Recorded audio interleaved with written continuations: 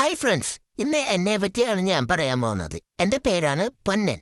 എൻ്റെ യജമാനന് ഏറ്റവും ഇഷ്ടം ഇപ്പം എന്നെയാണ് കേട്ടോ. കാരണം വേറൊന്നല്ല, ഞാൻ എപ്പോഴും ആളുടെ കൂടെ കളിയും കാര്യങ്ങളൊക്കെയാണ്. ഇപ്പൊ തന്നെ അത് കണ്ടില്ലേ നിങ്ങൾ, ഗ്രൂപ്പ് പെൻസിലുകൊണ്ട് എന്നൊക്കെ എന്തൊക്കെയാണ് ചെയ്യുന്നതെന്ന്. പക്ഷെ ഞാനിതേ എൻ്റർടൈൻമെൻ്റ് ആയിട്ടാണ് എടുക്കാറ്. ഇതാണ് എൻ്റെ അമ്മ മിന്നു. എൻ്റെ അമ്മയ്ക്ക് 4 കുട്ടികളുണ്ടായിരുന്നു. അതിലെ അവസാന കുട്ടിയാണ് ഞാൻ.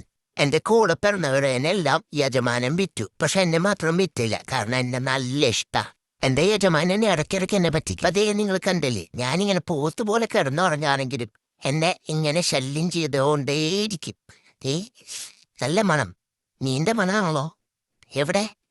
ഞാൻ സ്വപ്നം കണ്ടതാണോ? എവിടെ മീൻ എവിടെ? കാണാനില്ലോ. എന്നെ പറ്റിക്കായിരുന്നു അല്ലേ? എവിടെ മീൻ? എന്തൊക്കെ വിഷമം ഉണ്ടെങ്കിലും എൻ്റെ അമ്മേനെ കെട്ടിപ്പിടിച്ച് കിടക്കാനേ എനിക്ക് ഏറ്റവും ഇഷ്ടം. പിന്നെ എൻ്റെ മെയിൻ ഹോബി ഇതാണ് കേട്ടോ, സൈക്കിളിൻ്റെ ബാക്കിലിരുന്ന് ഇങ്ങനെ റൈഡ് പോവുക. അതും നല്ല രസമാണ് കേട്ടോ. കൈമാറട്ടെ എനിക്കൊന്നും കാണാനില്ല. നിങ്ങൾ വിചാരിച്ചു ഞാൻ ഫോട്ടോ എടുക്കാൻ വേണ്ടിയിട്ട് ഇങ്ങനെ പോസ് കൊടുക്കാന്ന്? അല്ലല്ല കേട്ടാ, എൻ്റെ യജമാൻ്റെ ഞാൻ കുറച്ച് ചെയ്യട്ടെ കേട്ടോട്ടാ, വേറെ ഒന്നല്ല. ഞാനിവിടെ മരത്തിൻ്റെ മുകളിലൊക്കെ ഇങ്ങനെ കയറി നോക്കണത് എൻ്റെ യജമാനൻ കണ്ടുട്ടാ.